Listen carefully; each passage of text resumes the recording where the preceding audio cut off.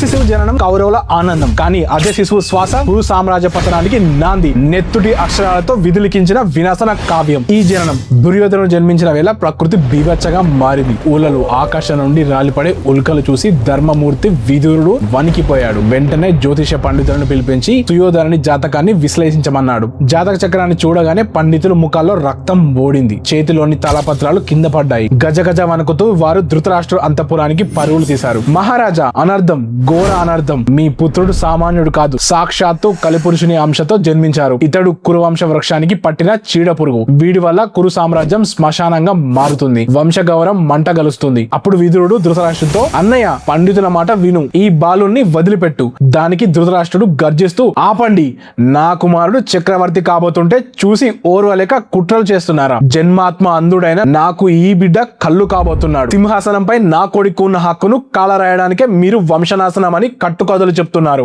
నా కొడుకు రాజవుతాడు, కురు సామ్రాజ్యాన్ని ఏలుతాడు. వెళ్లిపోండి ఇక్కడి నుంచి అని ధృతరాష్ట్రుడు గర్జిస్తూ చెప్పాడు. జ్యోతిష్యులు చెప్పింది సత్యమని కాలం నేర్పించింది. 18 అక్షౌహిణాలు సైన్యాన్ని మట్టిలో కలిసే కురుక్షేత్రానికి పునాది వేసింది.